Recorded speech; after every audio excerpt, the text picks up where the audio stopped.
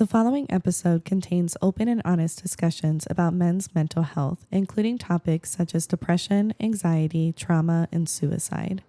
These conversations are meant to raise awareness and encourage understanding, but they may be difficult for some listeners. If you or someone you know is struggling or in crisis, please know that you're not alone. You can call or text 988 to reach the Suicide and Crisis Lifeline at any time. Help is available 24/7. Listener and or viewer discretion is advised. Hey, what's going on, everybody? Welcome to the Rose Show. As you can tell for the regular viewers already, this is not the normal kind of episode that I do. Normally, we've got bells and whistles and QR codes in the corner and a little scrolly thing down at the bottom, but I didn't feel like the topic that we're going to be talking about today would be right for that.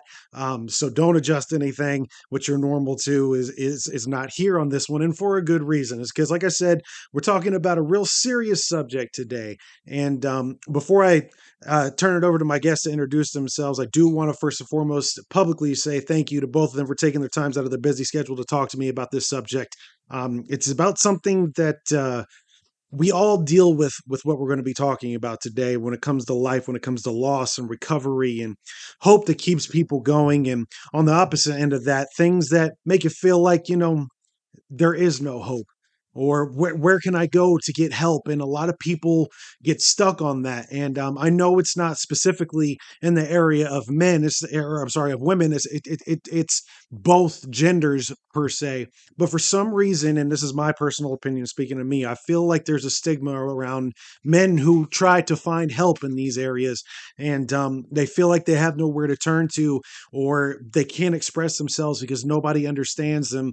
And I floated around the idea of doing this show on my public socials, and the feedback that I got privately from guys who were like, thank you for doing this. And when you get those resources, let me know. The amount of people who hit me up was like, I'm starting to choke up a little bit now just thinking about it. I was actually saddened by the amount of guys who were like, please let me know when you do this.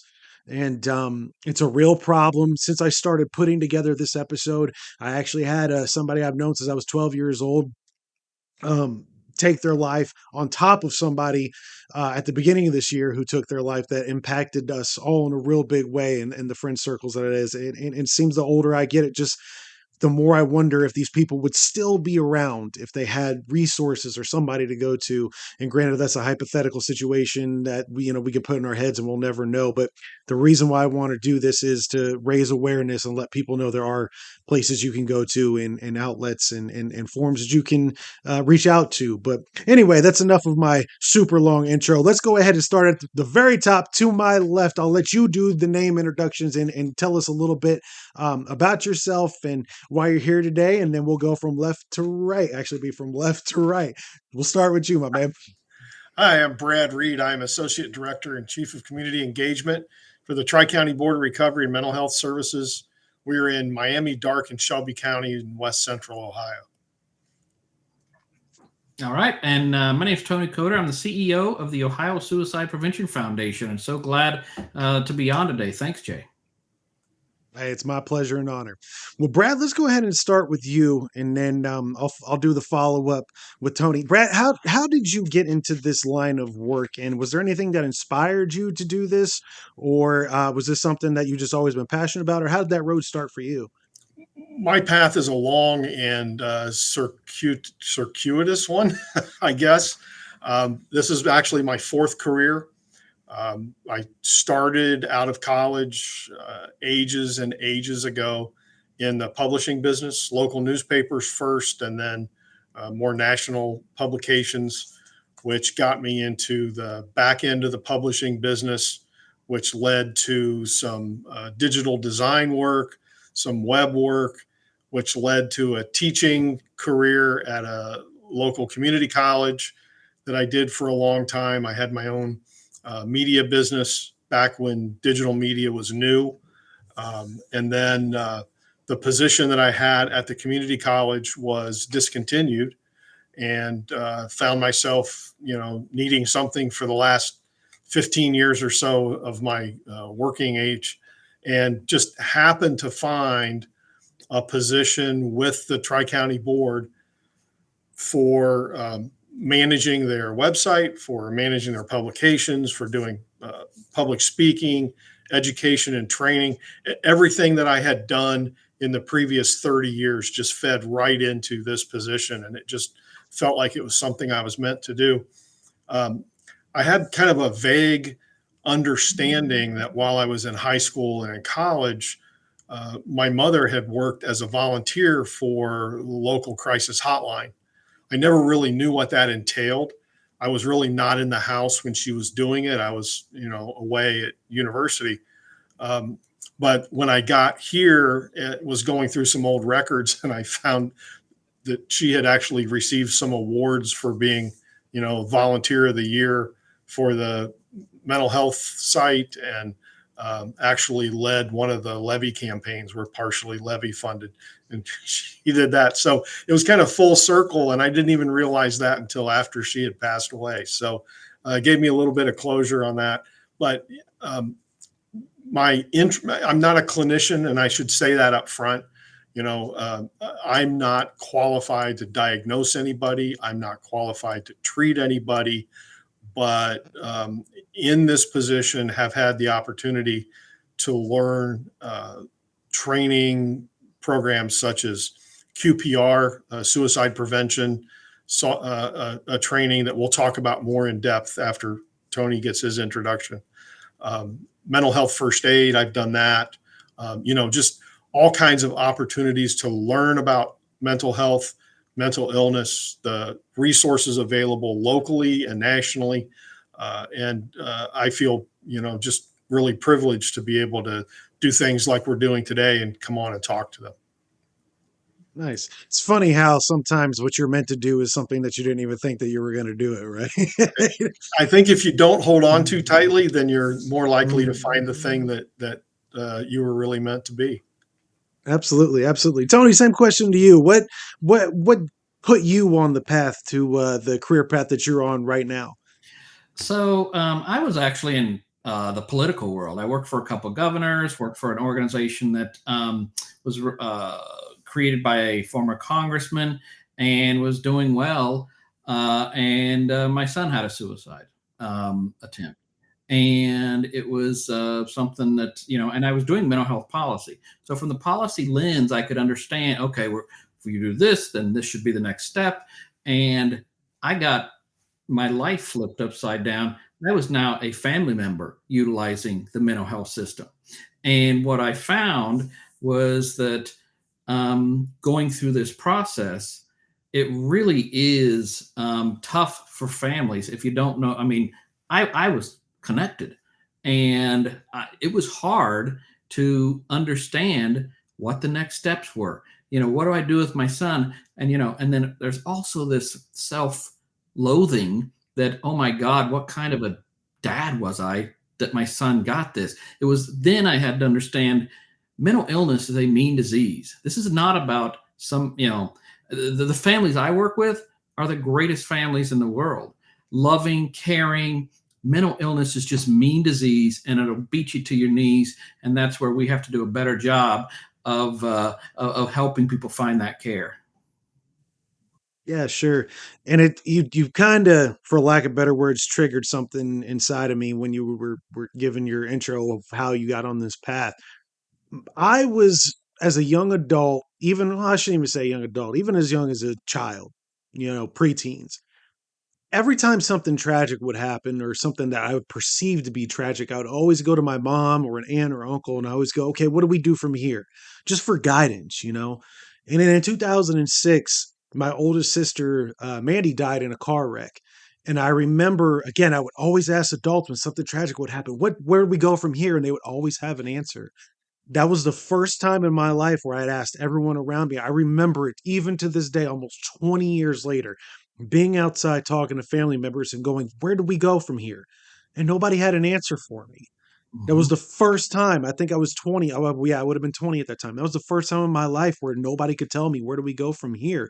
And when you experience something like that, it completely derails you. Not only that, I think it also puts in perspective from the person that it happens to. From that point on, you're like, it's not going to happen to me. stuff like that. That happens to other families. It's not going to happen to me. Is that how you kind of felt too? Yeah, absolutely. I mean, yeah, I mean, I work for the government. I work for governors. I work for a congressman. It was, this does not happen to people like me. This happens to those people, and it was, and quite frankly, I was offered this job, and I didn't want to face that or have actually people know that my son went through this because, it was my stupid ego that was. Well, then they'll think I'm a bad dad or that we're a screwed up family or whatever. And it was only until, because I turned the job down twice, and it was only until my son reached out to me on a Saturday afternoon and said, "Dad, what you do about that job?" And I said, "Oh my God, it's, I can't do it. It's emotional. It's, all that." And he said to me, "Dad, would you do it for me and kids like me?" And that was my, okay, I've got to help fix the system and help other families who are lost and who are probably feeling the same kind of self-inflicted guilt. Um, um, get out of that situation and find care. So that was not something that I really ever wanted to deal with, but it was kind of forced by him. Yeah. Hey, Jay, before we get too far down the road here, Yes, sir. we're going to be talking about some pretty heavy topics. And Yeah. as you mentioned yourself, this conversation can trigger memories for some people. And some of your listeners may find themselves in the same situation. We want everyone to know that there is a resource available. They can call 988. This is a nationwide suicide and crisis lifeline. 988. Talk or text. They can be listening to your podcast and texting 988 at the same time. But let's get it out there now, and we'll talk about it more later. But we should, just let people know that if they are having difficult feelings, that they can call that number. They do not have to be suicidal. They define crisis however you define crisis. So, if you're listening and you are having difficulty, definitely call 988 and they can help walk you through it. Yeah. I'm definitely glad you brought that up because as Tony was telling a story about what his son asked him to do, even I like you can hear it on my voice a little bit. That hit me pretty hard. So there are people listening right now or watching whatever, they're tuning into this. This is going to be a very tough episode, which is why, again, I didn't put the bells and whistles on this one. So he's absolutely right. Brad is absolutely correct. By all means, we're going to be going through this, but there is light at the end of the tunnel. So just keep fighting with us. But I wanted to ask you both, and Brad, we'll start with you. And then as soon as you're done, we'll throw it over to Tony. When you started this journey, because I think for people like me, it's hard for me to even talk to you guys right now about this subject because I'm just not used to it. From my perspective, I'm not used to it because it always feels like I start and people start tuning out, or I'm labeled as the main thing people like to say is, "Oh, you're just being a crybaby about this," when all I'm trying to do is project emotion. Was it hard for you, Brad, to start down this path of the mental health aspect, being a guy and being from the gender where you're not allowed to talk about this stuff? This is not socially acceptable to talk about it. It's not okay for guys to get emotional. That's a big problem in it for our gender. Was it hard for you to start going to that path? And then Tony, we'll flip it over to you as soon as Brad's done and get your thoughts on what it was like for you as well. It was, I'm from a what they used to call the WASP, the white Anglo-Saxon Protestants, Midwest, church going, don't talk about your emotions, don't show your emotions. Family was not huggers at all until really, I had kids and was maybe in my 30s or 40s.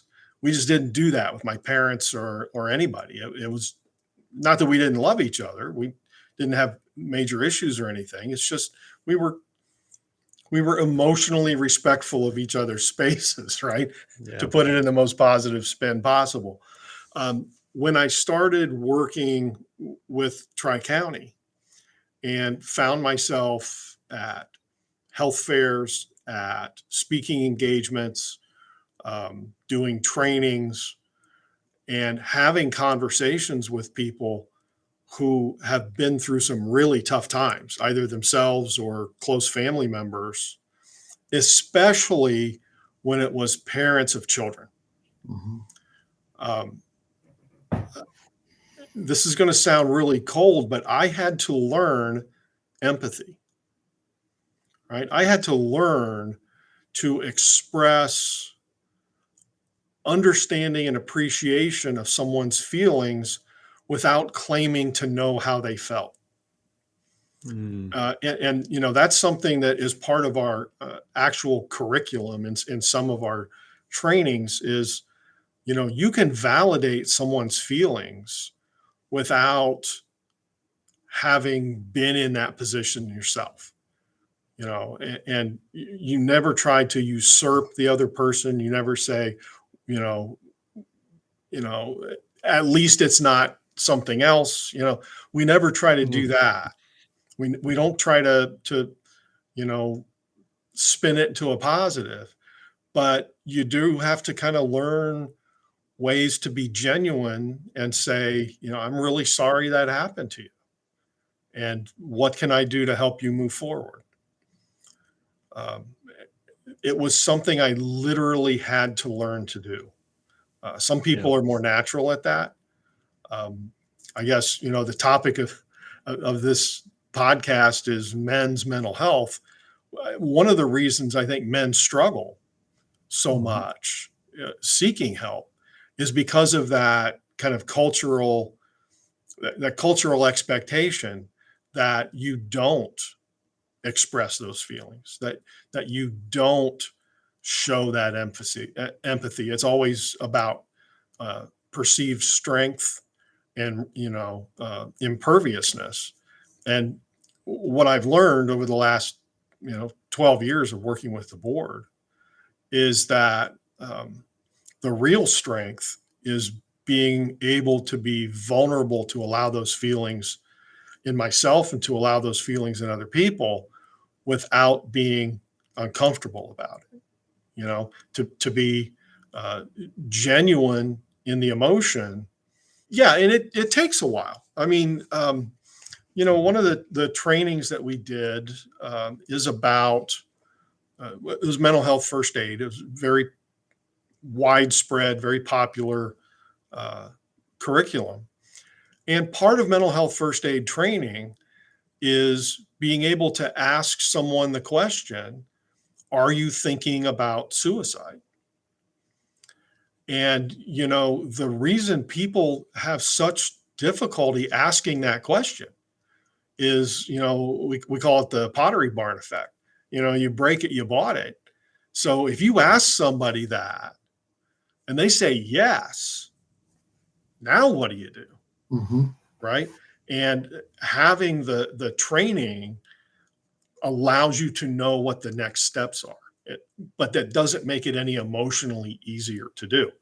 Now, very shortly after I became certified as a mental health first aid instructor, within a year or two, I had a family member who, for a number of reasons, kind of experienced an emotional crisis, was not sleeping, actually had gotten lost on the way home from his job. And we had to have a conversation, you know, are you okay? Are you thinking about suicide? Do you have a gun in the house? And will you let me take that gun for a while until you're past the crisis point? All the things that you learn to say, right? All the things you learn to do during this training. And the whole time I'm doing it, my lips like, right. Because I don't want to hear the answer. And B, what happens when they say yes? And C, what if I screw it up? you know, and honestly, it just takes practice to get through that, to get past that. And everything worked out great. I will tell you, everything worked out great. Um, but it was a moment that I think people with less preparation, especially men without preparation, probably would not have broached the subject. It would have been, you know how men like to solve problems, right? Well, you need to get some sleep. Everybody knows they need to get some sleep. The problem was he couldn't sleep. Everybody knows that he shouldn't be driving in that condition. You shouldn't drive. You should get some sleep. All these should things. And it was the training that I took that enabled me to put that aside, to not tell him what he should do, but to really ask, how are you feeling? What are your vulnerabilities? What can I do to help make you safe and get to the next step? So yeah, it was a journey getting there. Absolutely was. But that was part of learning empathy. That grounded me for everyone else's experiences. When I talk to a parent who's lost a teen to suicide, I can't know what it's like to lose a child, but I can know what it's like to be in that conversation with a family member, right? And so that grounds me there. Yeah. And it's weird. You said something about, listening to people. One of the things that people would tell my mom when my oldest sister died was, well, at least you have two more kids. And I understand what they were trying to say and what they were meant. It just wasn't coming out right. So that's a real good point. Now, Tony, for you, being where you are and the fact that it was a personal experience, because you said yourself 2 times prior to this, you had turned down the job. So for you starting this job, I would imagine that it was probably a little bit more difficult for you, because in my head, and this is, correct me if I'm wrong, I would think that you would see all these people going through this. You would see your son in almost all these people. Is that right? Am I on point with that, or was it a little bit different for you starting that path? It's a little different. Number one, I think I'm the embodiment of an 80-year-old woman. I like to hear gossip, and I like to, that kind of stuff. So I'm the male 80-year-old woman. Perfect. So I always kind of like to hear people's stories. The fascinating part to me was, especially if I wear branded clothing, OSPF clothing, or something that showed that I was doing something with suicide prevention, or Starbucks. Oh my God, how many Starbucks employees waiting for your iced tea, and they say, "Oh, what do you do for a living?" Just to make small talk, and you say who you are. The amount of strangers that would tell me their story was fascinating to me. Was that this was almost a release, that they were, I think they, people hold on to these stories, and it was either, I thought about suicide a lot. I was hospitalized. My sister died. My mom died. My dad died. You had all of these folks come up to you, just tell you, kind of bare their soul. And it is very difficult still when somebody, and I've got 3 sons, and my oldest is the one who struggled. I have trouble with 16-year-old kids because I've got a 16-year-old son myself, because I can see him in that, and I can, so it does hit you hard when you're when they're a lot, when they're the same age or around the same I guess age that my oldest son was. He was 22 when he attempted the first time. So yeah, that was hard, but it was more the shock of how many people had stories. Just was fascinating, like and complete strangers that would tell me the stories. So that was um, that was tough, but and all I could do was listen. And I think that's where also is my grandma used to say, God gave you two ears and one mouth. Listen twice as much as you talk, and listening to someone share their story. I hope it relieves them of a burden. And then if they do go into deeper, I'm still thinking about it, or I'm worried about my cousin or my dad or whoever, that you do, to Brad's point, okay, I've got these resources, call 988. If it's a male, go to mantherapy.org, which is this kind of goofy program that's built on humor. It's for men, but it's kind of, it's not for your church crowd. It's a little bit crass humor. What are those guys? The guys in college, sorority, fraternity guys. So it's kind of fraternity humor type of stuff. But that has resources for men that then you can also take a self-assessment. So you can, anonymously, if you're feeling like, ooh, I don't know how I'm doing. It's not a self-assessment, Tony. It's an 18-point head inspection. Yes. Yeah. So yeah, that's what they call it. They call it a head inspection. You like, hey, you're doing okay, but here's some things you could work on. Or, wow, you might want to reach out to somebody. And so, I'm really, really, since we've done that in Ohio, 20,000 men have actually taken that head inspection. Wow. So there's a lot of guys who are out there wondering, how am I doing? Yeah.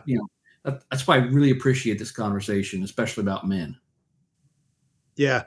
And it's I'm glad that you said that, because my next question was actually right on topic to what you just brought up. Do you, Tony, we'll start with you and then we'll immediately go to Brad. Do you guys feel, from the outsider perspective, being me, I would say I'm an outsider to all this, because from you can see from behind me, if this is your first time coming to this show, I'm into heavy metal music, rap, been that way my entire life, professional wrestling, like anything other than showing any kind of emotion I've been into my entire life, right? So this is from an outsider perspective. It feels like, from everything that I have seen, and other friends of mine as well, I think feel the same way. It feels like more and more men feel more and more trapped. And the fact that you said 20,000 individuals have checked this out blows my mind. Tony, like I said, we'll start with you, then we'll go immediately to Brad. Do you see an increase of people feeling more and more loss? Because that's a perspective from an outsider, is it feels like everybody's just starting to go off the rails mentally, both from a mental health perspective. And like I said, a lot of people I've known in the last, well, really since COVID started, a lot of people have taken their life that I've known my entire life. So that's why I want to start with you, Tony. Do you see an increase in all of this?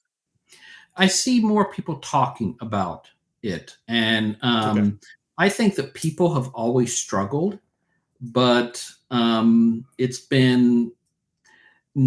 never been spoken about. I had a legislator recently asked me, well, I think suicide, if we just stopped talking about it, it'd go away, because I never heard of it when I was in the 80s.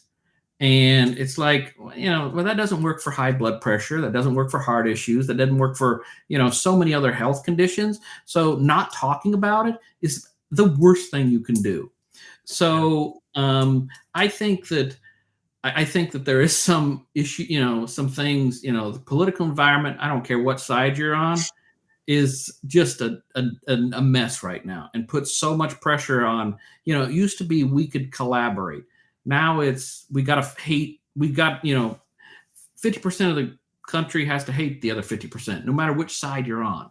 There is the, I think you have, construction workers, number one industry for suicide. Wow. In the country. So you have these really male dominated types of industries, farmers, construction workers, law enforcement officers, really, really struggle.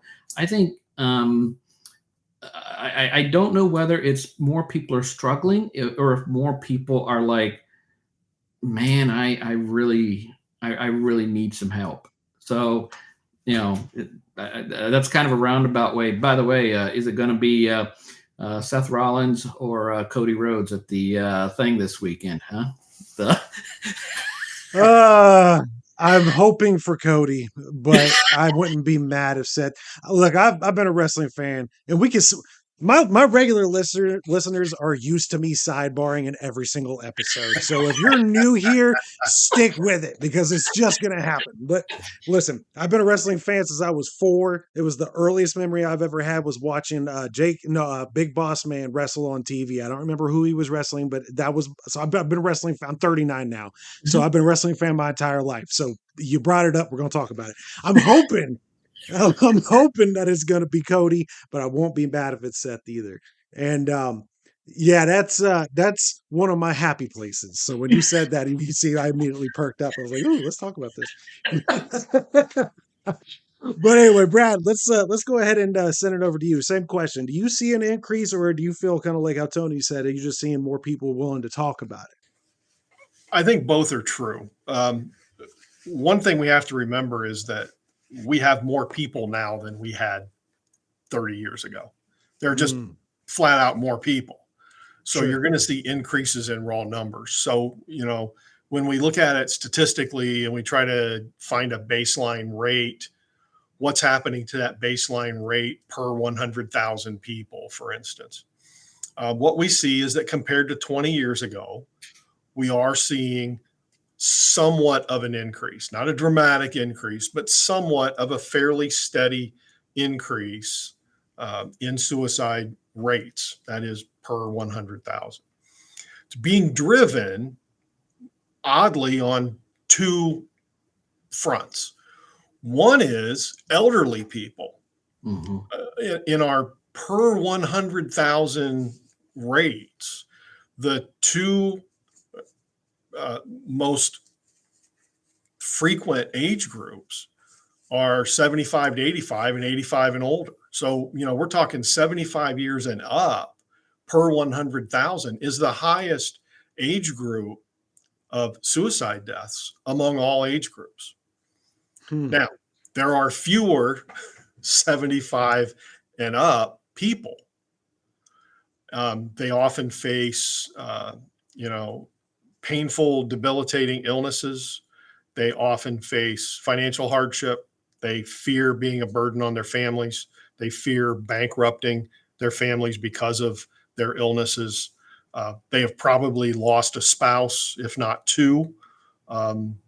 They may be, if not actually estranged, at least geographically separated from their kids. It's much more likely now that kids live in another state or other part of the country rather than down the street, or next door, like maybe happened 30 or 40 years ago. So people are lonely, people are afraid, and people have access to lethal means. And that's the dangerous combination. But the other group that's driving it are guys my age, the 55 to 65-year-old men who have had a lifetime focus on identity equals career. You are what you do. And, I found myself in a minor crisis when I was in my early 50s because my career stopped. It just ended. That was it. And I had to find something else. I was fortunate to find this, but a lot of guys my age weren't. They end up working at, wearing the blue vest at the store that shall be nameless. They're taking low wage positions. They're taking shift work, sometimes gig work, and they have lost the identity that they had attached themselves to for their entire adult lives. They have done a very poor job of nurturing meaningful relationships outside of family. Mhm. So, men will have spouses and they will often have kids with whom they're close, but they've done a really poor job of building those friendships, the real friendships, not the, once a year, let's go fishing in Canada kind of friendships, but the real friendships where you can talk to somebody when you're not feeling good. Yeah. Many men, I don't want to say most, but I will say many men of my generation haven't done a good job of developing that social support network. So when things start to crumble, economic reasons or social reasons or whatever it may be, they don't have anything to fall back on. Mhm. So we're seeing a big driving spike right there. We worry about the young people. Tony mentioned he's got a 16-year-old, and we definitely worry about the young people.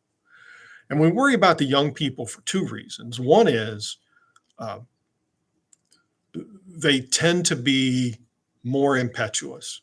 They haven't developed an adult brain that really considers consequences of things. And so, especially young men, boys, adolescents will act out of anger, rage. You know, girlfriend breaks up with them, I'll get back at her. In the way that they do it is they take their own life, right? Doesn't do anything to the girlfriend other than, maybe make her feel guilty for a week. Um, but it's that impetuousness that causes a lot of suicide deaths among young people. But the real reason that we spend a lot of time talking about and working with young people is life years lost.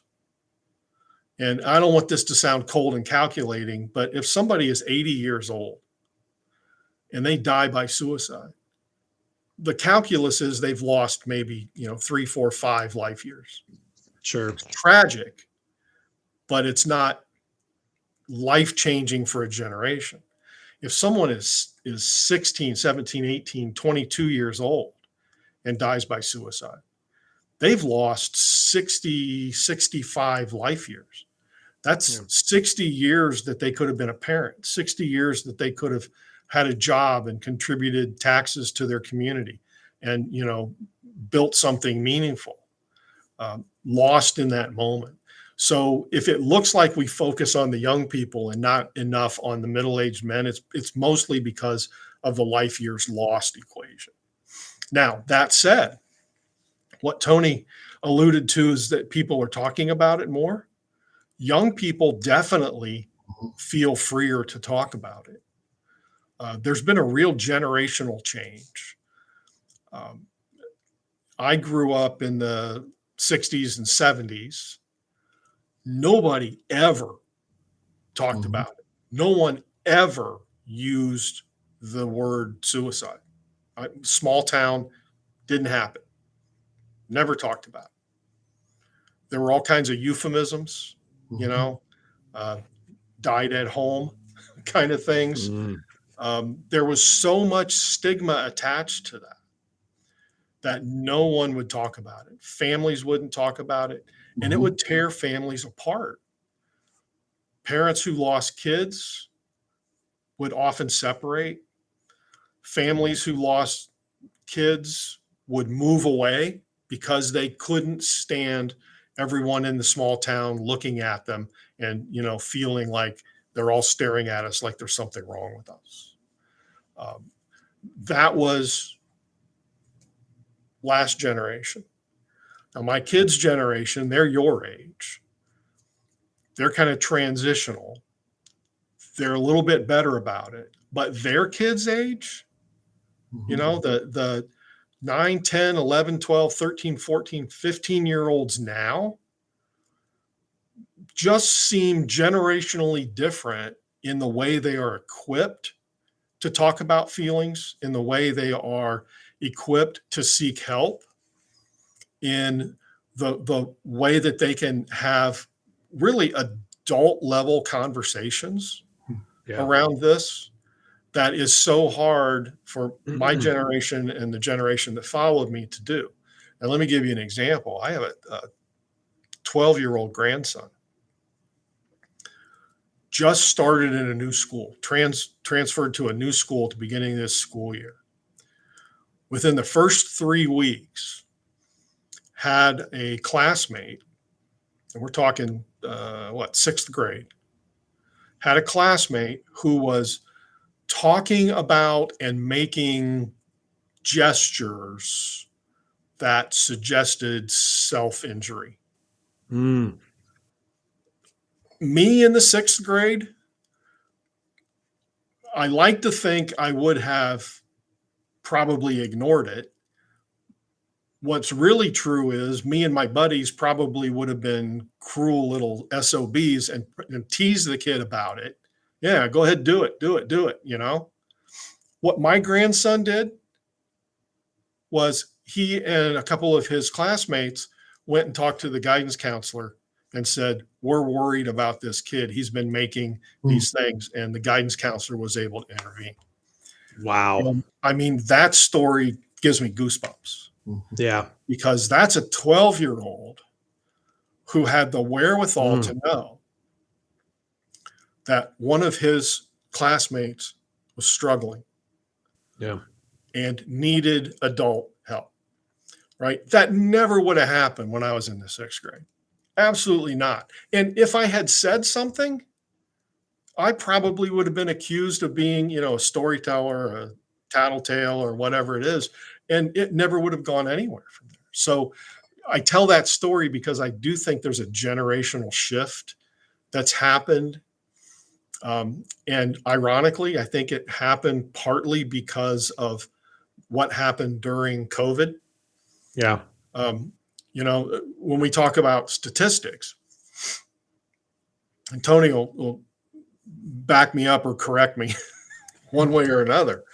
But when we got into the spring of 2020 and it started to become clear that this COVID thing was going to be potentially pretty bad, and they started shutting down schools, they started sending people home from the office, and really closing off social networks, especially for young people. No more organized sports activities, the things that the young people kind of lived for in social terms just got turned off like a spigot. Mm-hmm. And suicide professionals were like, oh no, this is going to be bad. They're going to be isolated. They're going to be, they're not going to have their usual social outlets.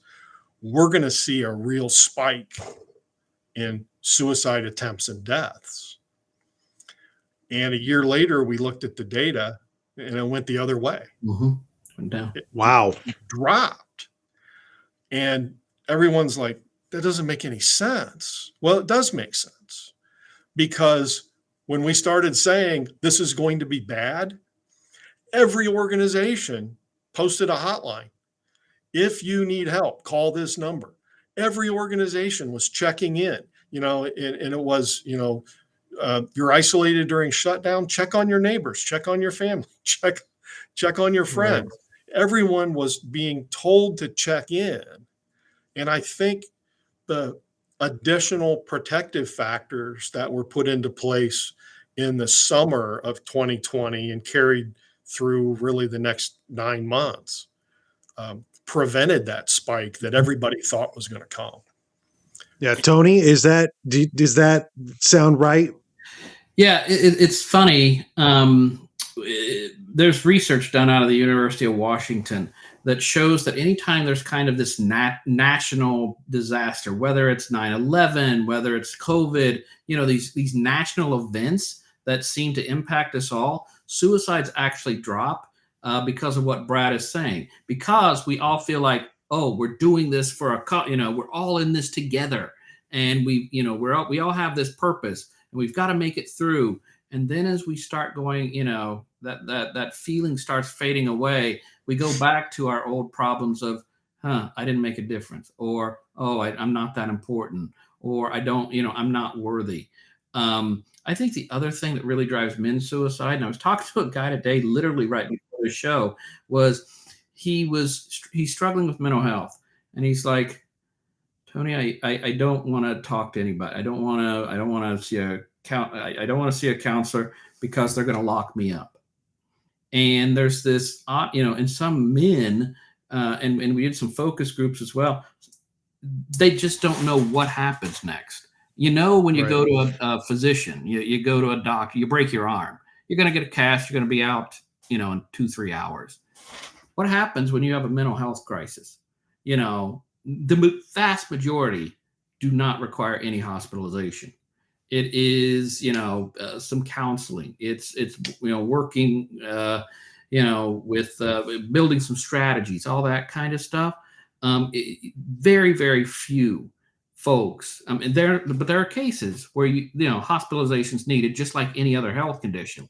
But the vast majority just need that ability to talk to somebody and build some strategies. And not.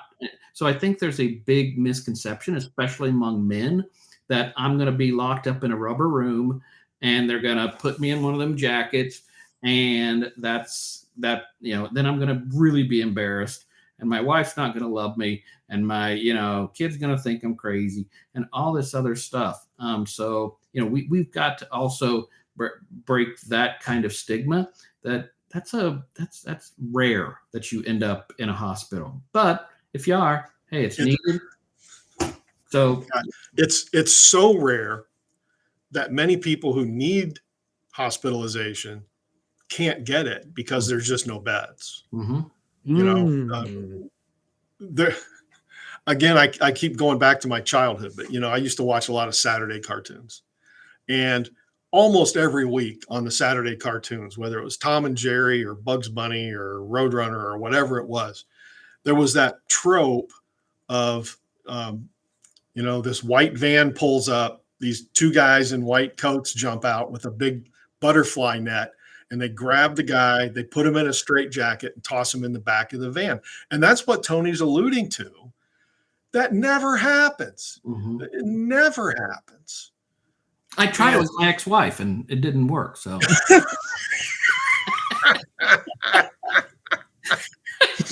Oh man. So I always try to clip at least one thing to promote this show.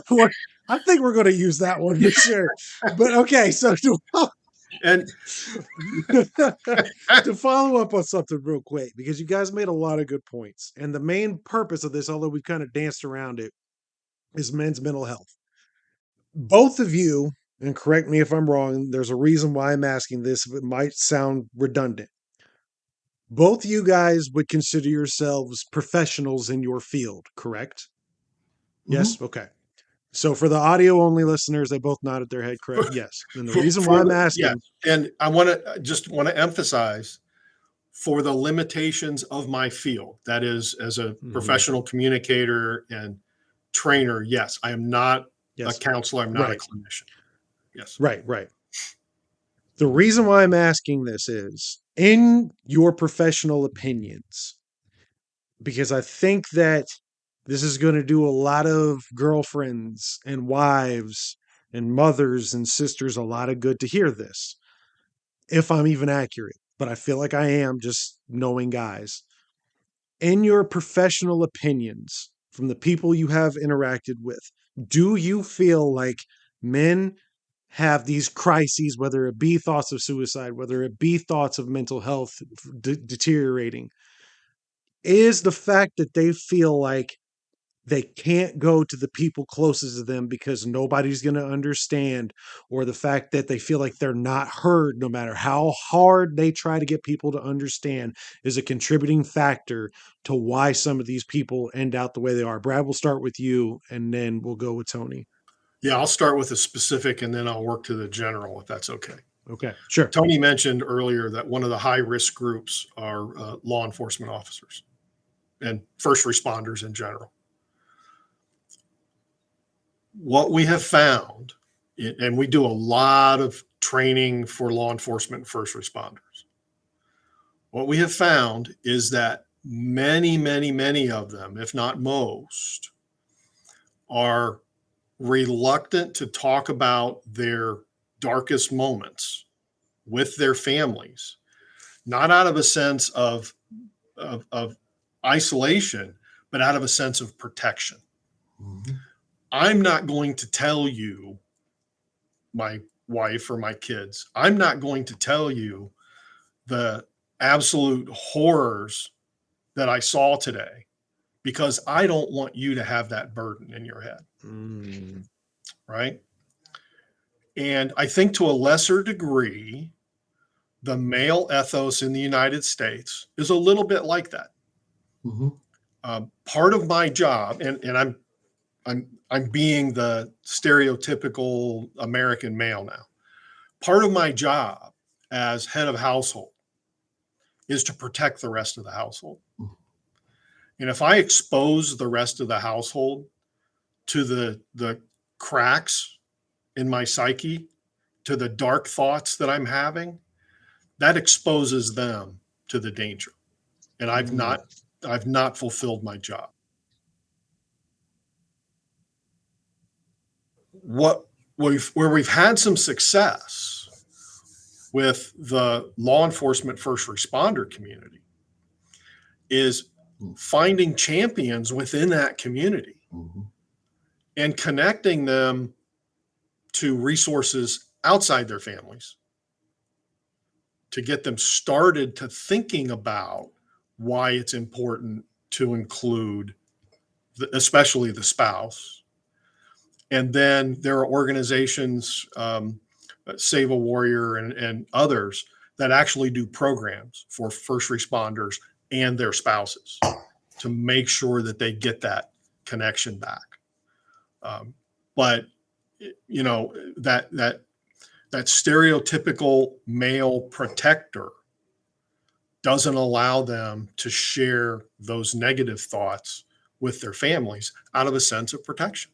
And you know, you understand the reasoning behind it, even when you know that what they really need to do is talk it out. Mm-hmm. And Tony can add to that. Yeah, it really is. You know, we're supposed to be the strong. You know, we don't want our women, our family to see us as weak. You know, even our examples of, you know, back in my, you know, Rambo and, you know, I remember Rambo, I think it was 2, where he goes over to Vietnam and gets captured and all that kind of stuff. And, you know, somebody like shoots his girlfriend or something, you know, that he's met in the jungle somehow. I've been in many woods and never found a woman, but well, that's a different show. But he somehow finds this woman and makes it a girlfriend. And you know, it's the next thing is he just goes shoot people. There's no like, you know, this is sad. This is, you know, it's this male image that we all have that somehow, you know, we have to act this certain way. If we show emotion, we're less than a man. We can't show that and let the others in our family see that. The other thing that I found fascinating in some of our work with men was there's a sense of benevolence. Men are also very giving. So what the men would tell us is, you know what? Yeah, I need help, but there's someone else worse off than I am, and I want them to get that spot for help, whether that's with a counselor or hospitalization or whatever. So there's also this whole I want to give someone, you know, men tend to put others above themselves when they think about this type of you know, this type of subject. Yeah. And it's one of the reasons why this has been such a hot topic for me. Not only the fact that I've lost so many people in the last 20 years and, you know, from mental health is, you know, behind closed doors, I have a lot of conversations with guys and, you know, it's never really in depth. There are a few, but not many. And I've always been curious, like, why is that? And I was in, my wife always makes fun of me when I bring this up because I bring this up every single episode that I do. But I was in a band for 10 years and we did a couple tours around the country. I promoted mainly out of Dayton, Ohio, and it was fairly successful. But the band itself was like my dream. And get prepared, people that watch me, because I can already feel it. I'm going to probably share some stuff here that I probably have only shared with one other person. But the reason why I'm doing that is because I'm trying to set an example right now for anybody watching this. And when that COVID took that away from me, like this band was everything I ever wanted in life. There were people that I looked up to before I ever joined this band, who was in the scene that I was in. And when COVID came along, it put an end to all that. Like within a year, we all knew like if we were going to do this once COVID, because again, if you remember, this feels like a lifetime ago, but if you remember at COVID, there were no concerts, there were no movies, there were no restaurants for a long period of time. Um, so there damn sure wasn't, a concert every Saturday night you could go to. Mhm. And we were this close, y'all. I'm telling you, we were this close to getting to that next level. We had paid gigs lined up. We had for the first time ever, people were contacting us wanting to give us money to come perform for them. And we hadn't announced any of these things yet because come April and May, all these things were going to take off. And then comes March of 2020 and was taken away from me. Mhm. And about a year afterwards, we just realized this is not going to happen. And I was pretty heartbroken about it for 2 weeks. And I say 2 weeks because 2 weeks into it, you're kind of like, oh, wow, I don't have to wake up and have this monkey on my back every day of what do I have to do next? How do I promote this show? I didn't have that. So there was a little bit of relief, but we never got that like sense of finality rather, to this story that dated 10 years prior to me joining it, and then 10 more of me being a part of it. We never had that last show. Now, this is going to be the part that's going to be a little bit tough for me. Back in January of this year, 2025, a friend of ours, his name is Twig. We've known him since junior high school, seventh grade, took his own life in January. And this is somebody who was at my band was called Menace to Sobriety. Um, he was at the very beginning of this band and friends with all of us for 2 decades. And then we literally wake up one morning and realize, and please forgive me if I'm getting my information wrong to the family of Twig. This is just from what I was told, but I'm pretty sure this was it. He had dabbled with these thoughts before in the past. Mhm. I don't know if he ever tried to act on it, but I know from what I was told anyway that he had dabbled in these thoughts from the past, and it was real messed up situations for him, but this time he was successful. And he was such an impact in our group of friends that it actually, we were like, hey, we being the band decided, what would we normally do for a family who has dealt with this kind of a tragedy? Well, we would put on a show. Well, we're not a band anymore, so how would we do that? Mhm. Let's have the last show in the same town that this all started, in the same area where Twig supported this band from the start up. And it was awesome. There's actually, if you're interested in watching this show, obviously not you guys specifically, but if anybody out there is interested in watching this, you can actually find that full show dedicated to our friend Twig on this very show, The Rose Show. There's an episode called Twig Fest. You can see the whole thing. We do a tribute to him and all that. And all that, the situation sucked, but none of us wanted to be there. But we all did get like this sense of closure for that chapter in our life from when it came to music. Mhm. And for me, it was like saying goodbye. It wasn't like saying goodbye. It was saying goodbye to the dream I always wanted. Mhm. When we first said we were done, that was kind of like, it was always in the back of my head, okay, we're done doing it, but we are going to have that one last show. And then 3 years go by and we finally have it. It was almost like mourning, Mhm. because this is, imagine having everything you've ever wanted in the palm of your hands and it's just taken from you and there's nothing you can do about it. And then finally getting the chance to say goodbye to your biggest dream. And it was literally, it was literally heart wrenching for me. And thank God the drummer of that band is one of the best friends I've ever had. And this is going to be hard for me to admit because I know that there's people out there that are going to watch this that I've never told this to. But I myself started having suicidal thoughts because it was like, what is my purpose? Sorry. You're fine. You're It was fine. like, what is my purpose now? Like, what do I do here? Everything I ever wanted is now gone. And thank God, his name's Jason Perkins. Jason, I know you're watching and I love you, man. Thank God he was able to be there for me when I needed him the most.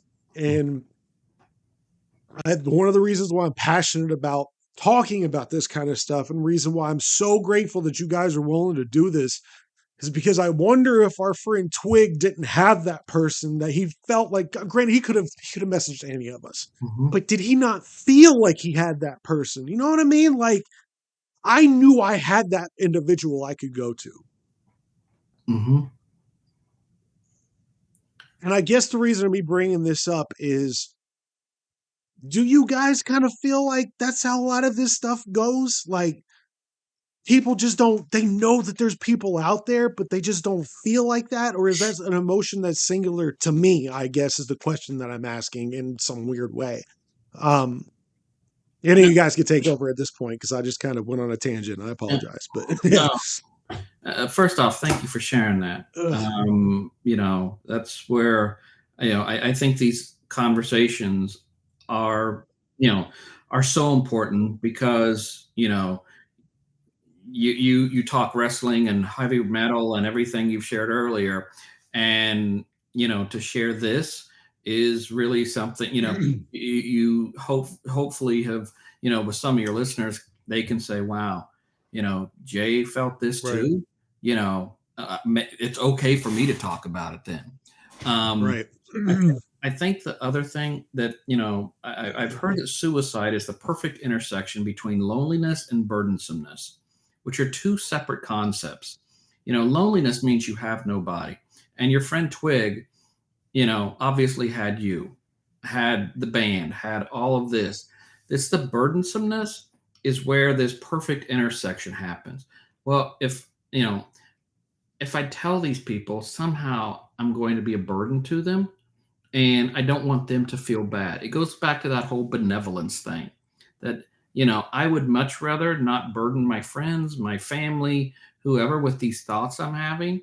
And, not knowing your friend at all, it's just a hypothesis, but, it probably was.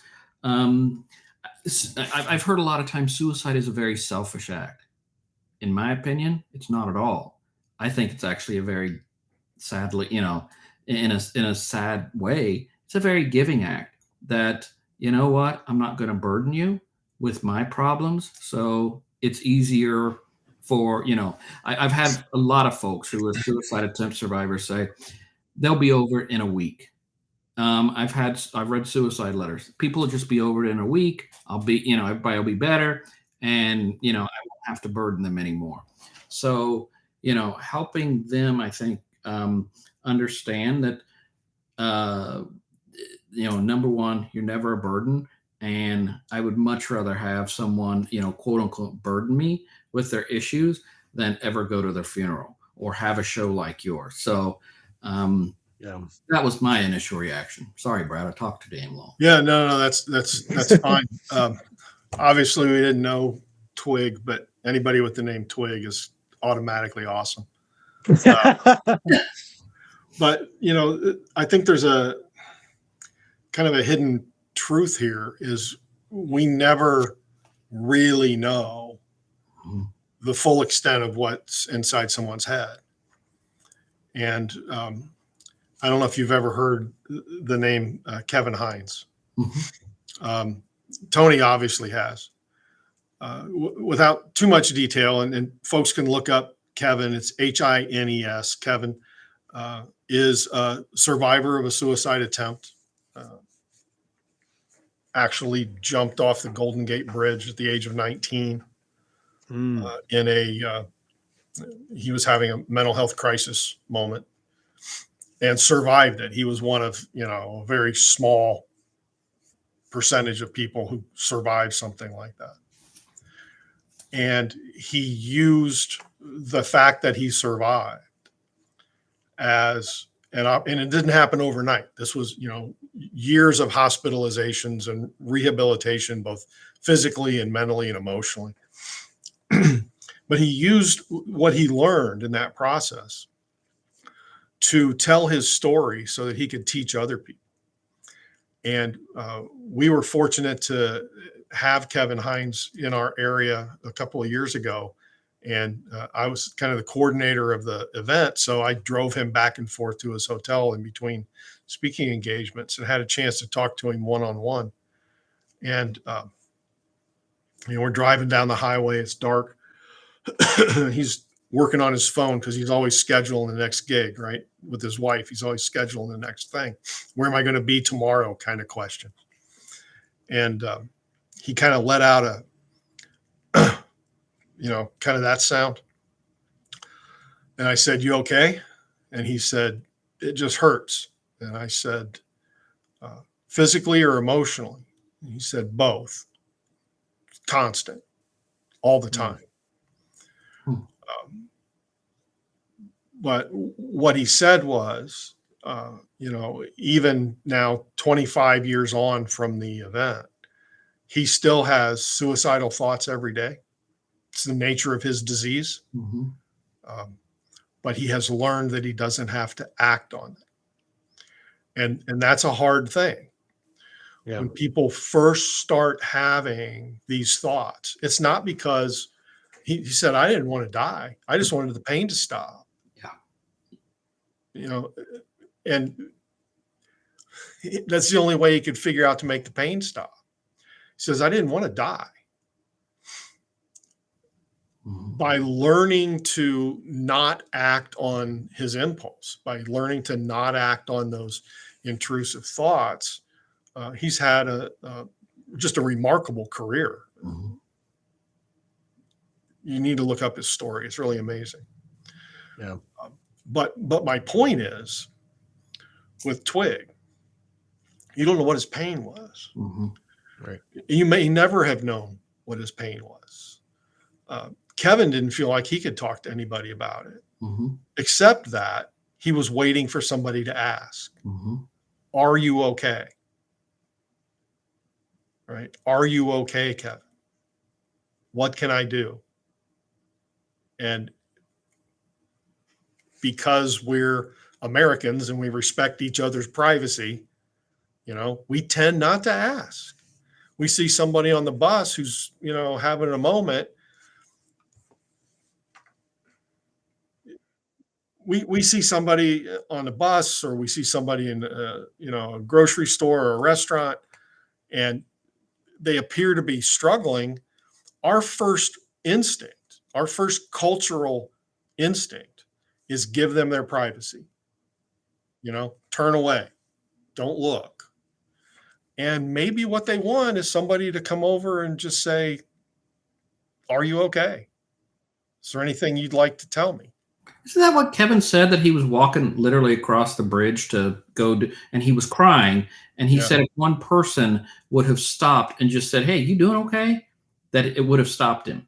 Just a stranger even to. And that is his story. And I believe that's his mm-hmm. recollection of the story. I will also say that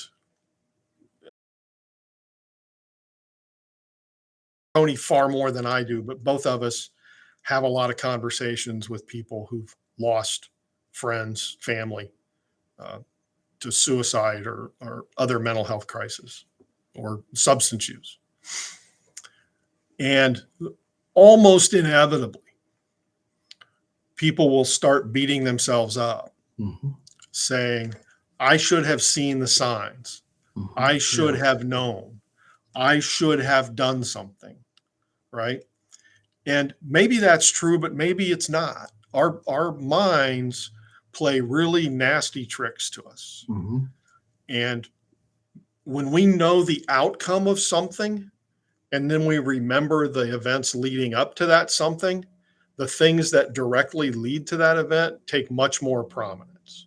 Mm-hmm. But at the time, it was a bunch of noise. Mm-hmm.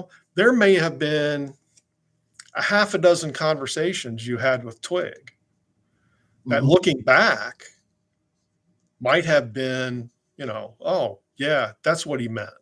Or, why was he talking about that at that particular time? But in the moment, you could never have known that. You Yeah, could never sure. have known that in the moment. And it's only with hindsight that they Right. start to take on that significance. Yeah, my pastor's son, I actually went to high school with as well, and he committed suicide as well, and he has said the same thing my pastor has said to me. Like, was there anything I could do?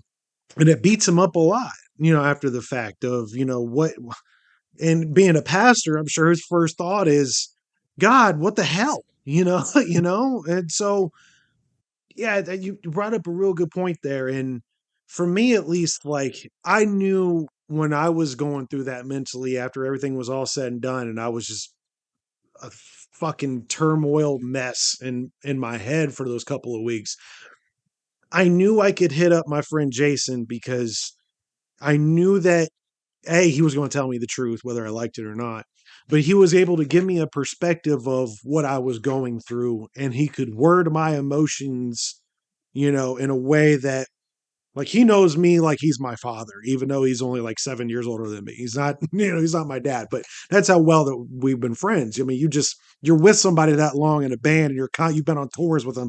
You get real comfortable with that individual, right? And like he laid it all out for me. He was like, "You right now you're experiencing the equivalent of losing a loved one, both from losing Twig and the fact that you said goodbye to this band equally." And he said, "This is you just went years without having that fellowship of constantly being around people that you consider brothers. Now you know that's never happening again. You're going to get through it. Just keep on pushing. Give it a couple of weeks. You'll remember why you were happy that this stopped the first time." And sure enough, it was good. I had that person that was able to really reel me in. And I guess as we kind of wind down here, one of my questions to you guys is you deal with, like you said, Brad, you deal with law enforcement agents who it's their job to deal with these really harsh situations. And from my perspective, looking at both of you, I feel like you guys might deal with the exact same thing where it's like you deal with people's blackness. That is your job, is to deal with the blackness in their heads and their hearts that make them just feel the absolute worst. And in a way, I feel like that would kind of imprint off of you guys. And Tony, let's start with you. Do you feel like there's times, and if so, how do you deal with it, where just after a day of work, your head is just, you feel like you're in the twilight zone? And how do you deal with that? You being somebody who has to deal with that, and then we'll shoot it over to Brad and get his thoughts on it. Yeah, I mean, actually, it's more recent. It's actually been the last few days. We in at the time of this taping, we've lost 9 teenagers to suicide in Franklin County in the last 2 weeks. So, every story is sad, but when they're this close together and it beats you. I mean, sometimes you're the dog, you're grabbing the dog by the tail, and sometimes you're the dog and somebody's got you by the tail. And this is where, right now it's been, it's got me by the tail. It's and I go to a lot of funerals. So, you can get over, but after every funeral, I'll listen to George Carlin. I will listen to, some stupid out of left field kind of thing that makes me giggle a little. I know that, I joked you about Seth Rollins and Cody Rhodes. I do watch wrestling. I do, it's unplugging yourself and being able to, for me anyway, and escaping to something. Some people take a walk or whatever. Mine is literally listening to comedy albums or watching, WWE or something. Not AEW. I'm not a fan, but WWE. So it's. Oh God, I want to comment on that so much because I can't stand AEW either. But that's not the reason why we're here. So continue. Continue. Yeah, but I think it's important that you find what's good for you to, deal with deal with the blackness, because we are going to have blackness in our lives. Because of our job, we might see some more than other, but everybody, whether it's grief, whether it's a loss of a job, loss of a relationship, there are things in this world that we're going to end up in some dark spaces. I think that's really important that, your listeners find that place there. Okay, I know I can turn to this and it'll give me a smile, or it can help me unplug. I also really encourage, and my son and I have it on my phone, is you find those one or two people in your world that you can call anytime, day or night. Mine's on an app called Not Okay, and literally, I know that when that rings, I know that's my son reaching out saying he's not okay. And I need to take that call. I need to drop everything. So having those individuals, again, it can be one, it can be two, to be able to reach out to and say, man, this really sucks, and have that conversation, not even necessarily suicide, but just this really stinks right now. Those are how I cope. I've got my friends that will talk to me also. I can call anytime, and they'll talk to me about the most vile jokes that you've ever heard, but they make me laugh and helps me escape a little bit. So, real quick before we go on to Brad, what's your favorite Carlin album? Because I'm a huge fan. It is honestly Carlin on Campus. Really? Yes. That is. What? That's a deep cut right there. He does this bit, and it makes me piss my pants every time. He does this thing where your stomach you're in a waiting room, and your stomach decides to start talking, and like, I have no money for food, and does this in his weird Carlin voice, and it just makes me laugh every time. I don't know why that always does, but yes, Carlin on Campus. Yeah, mine is. I think it was "You Were All Diseased." The rant. I think it was the. I think that was the one where he did the rant about They call it the American dream because you have to be asleep to believe it. That whole rant that was right there. That honestly, that one little bit shaped my entire mind for what politicians from that point on. I'm like, this guy's right. Everyone sucks in the political. Anyway, that's neither here nor there. Brad, how do you find that? Do you have similar techniques? I guess we'll frame it that way, like to unwind, or have you found a way to make sure that the blackness stays at work and not come with you, or do you deal with the same challenges? I actually have. I mentioned earlier, I've got that, the Midwest Protestant background. We don't absorb emotions from anyone else. It's just not done. And I literally had to learn empathy. But the protective factor there is, it's really easy for me to intellectualize situations. So somebody, tells me the darkest story, and there've been a couple of them recently. In the moment, I can do a passable job of being empathetic and getting people through that moment. But when I leave that conversation, I take it to a different level.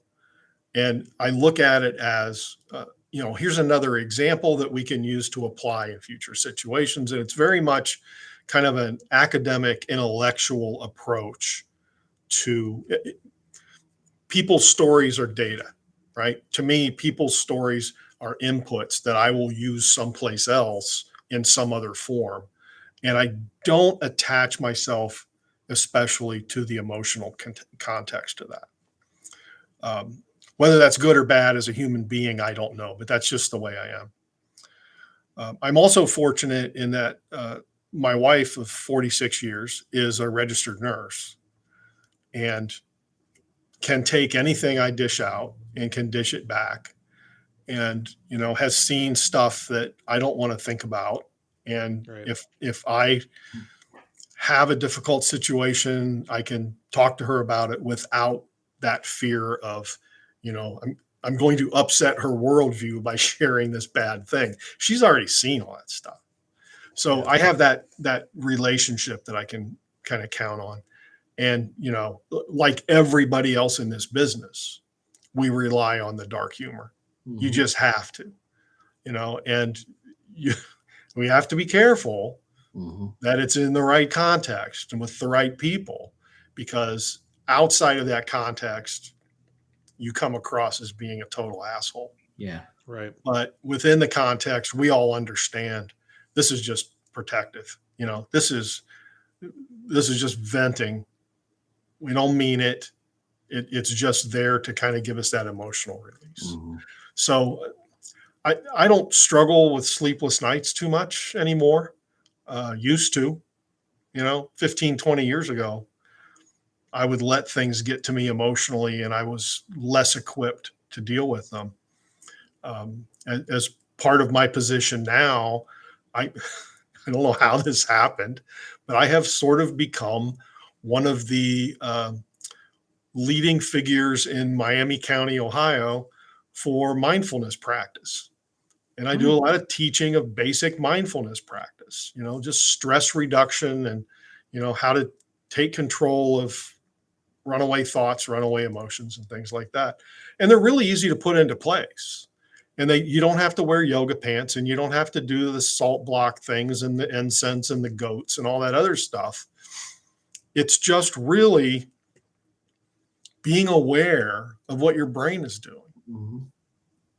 And so much of our day, our brains are doing things and we're barely aware of.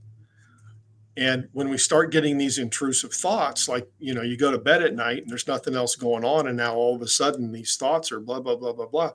How do you deal with that? What are your techniques? And everyone has different success stories.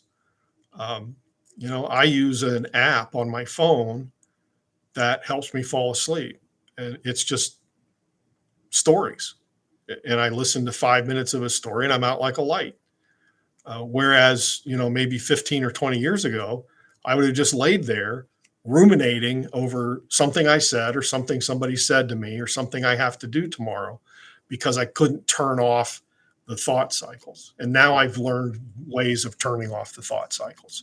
So, learning, there's a benefit to age. Eventually you figure stuff out. Excuse me. And I've kind of reached that age where I figured out how to quiet the mind so that I don't ruminate, so that I don't perseverate, just get stuck on things.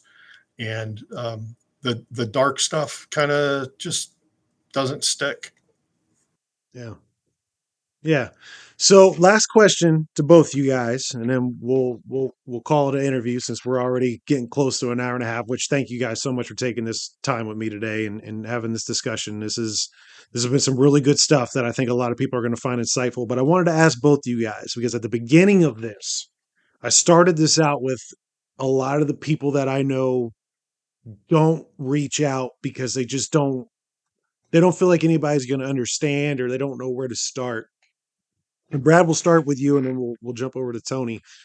What would your advice be to the people watching right now? And again, I had multiple people message me when I floated this idea out on my social media, and I had a lot of people that are anticipating for this release because they're looking for that help. So you're literally right now talking to these individuals, both hypothetically and metaphorically. And what advice would you give, Brad, to somebody out there who knows that they need help, but they don't know where to start?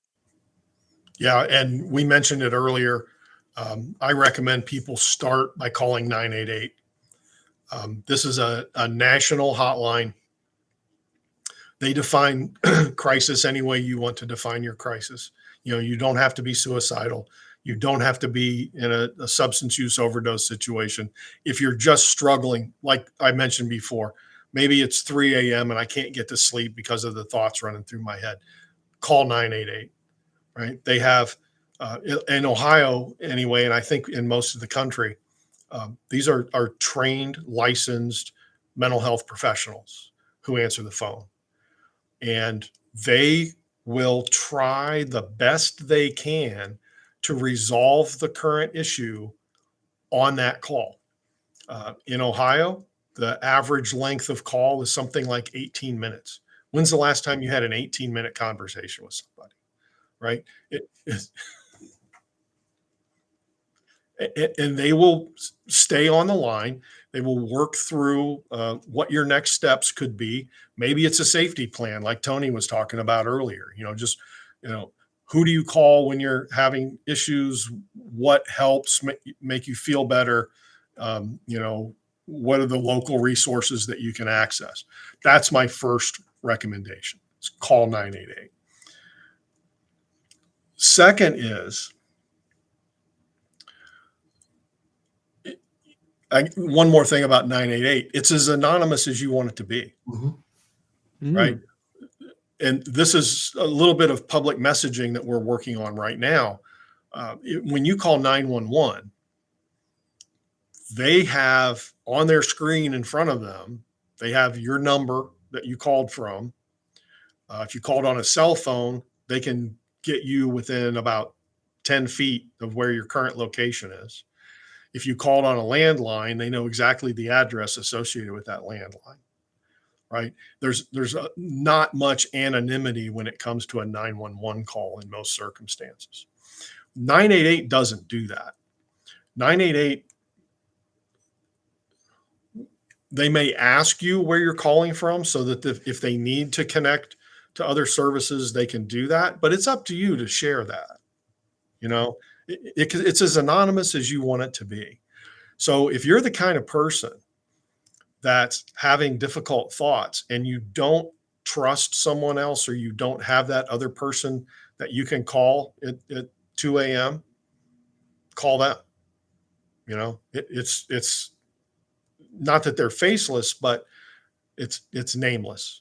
And you can have the conversation you need to have without that fear of repercussion, without that fear that your privacy is being breached.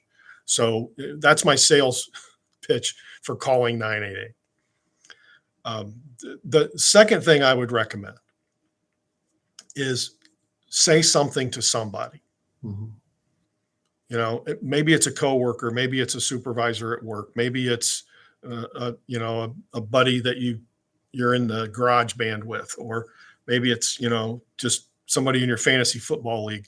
Say something to somebody, and it doesn't have to be specific. Just, man, I feel like I'm struggling right now. Mm-hmm. And see where that takes you, because getting that first bit of conversation out is really hard. Like Kevin Hines said, he was waiting for somebody to say, "Are you okay, Kevin?" Right. We don't always have somebody who's going to come up and say, "Are you okay?" So you kind of have to make yourself say, "Hey, I'm not okay." Right. Yeah. Tony. Yeah.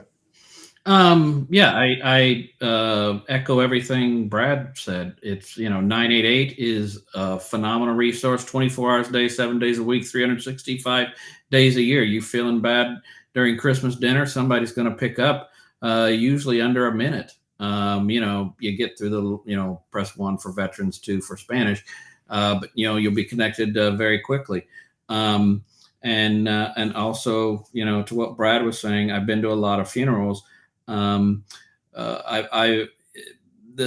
common theme I've always heard is, what could I have done? I've never heard once I did too much. So if you think somebody is struggling, even if that person says, "No, you're out of your mind. No, I'm doing fine. It's just, I've got hemorrhoids or whatever." At least that you made the ask. Man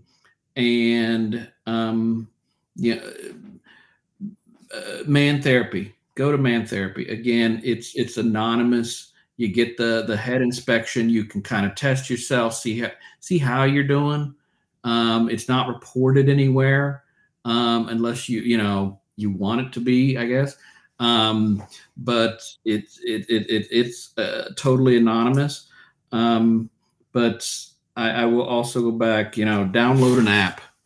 There's plenty of them on the App Store where you literally can be with you push that one button and it automatically goes to if on who wants to be a millionaire, you got a lifeline, make that your lifeline. Yeah. So have that lifeline for somebody. And I'm guessing in your case you would have done anything day or night to answer Twig's call now. So if you're struggling, there's a lot of people who care about you. Don't get caught up in, I'm a burden, I'm this, I'm that. People love you. They care about you. Save your own life. There you go. Save your life. Yeah. Hey, Jay, if there's one more thing, maybe specific to your audience, I'm looking at the posters behind you there. You got the wrestling, you got the head banging, you got all that stuff. There's a lot of research now about the impact of physical injury of the brain on mood disorders. This is an opportunity for conversation.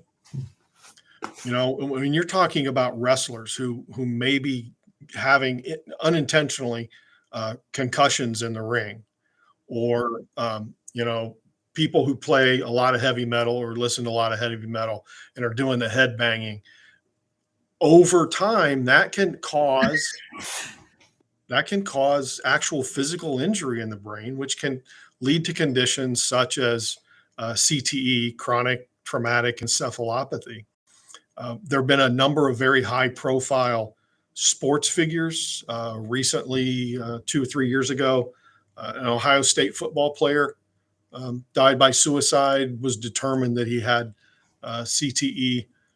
There have been several of those. This is an opportunity for conversation. Somebody who's struggling, one of your listeners who's maybe having depressive thoughts or intrusive thoughts, even thoughts of suicide.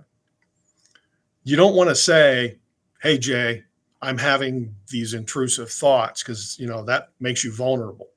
But you could say, hey, Jay, you remember that football player? I wonder if, the head banging and the wrestling that we used to do in the backyard and the football that we played without the helmets, I wonder if that could have an effect on what your mood's like, right? It's a way to start cracking that door open, to have a little conversation in a way that's socially acceptable within your circle. You can absolutely talk about other people's experiences and then see where it leads and bring it back to your own.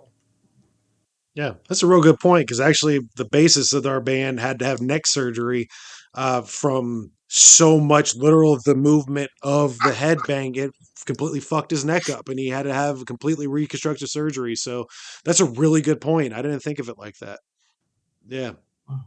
Well, again, I definitely want to say one more time, thank you guys both for your time tonight. You didn't have to do this. You guys were both busy. It took us a couple months to get this figured out, which is not abnormal when it comes to podcasting. I think one interview I did earlier this month, it took me 8 months to get that interview figured out. So this actually went fairly quick in the world of scheduling for podcasting to figure this out. But you guys didn't have to do this, and it means a lot to me. That was great. Somebody that's experienced this stuff firsthand in multiple ways. So thank you guys both very much, and I would say we have to do this again sometime, but I hope we don't have to do this again sometime. But maybe sometime down the future we can revisit this. Who knows? Absolutely. I want to put myself out of business, so help me do that. So for sure, guys, it's been a pleasure. Thank you so much. Thank you.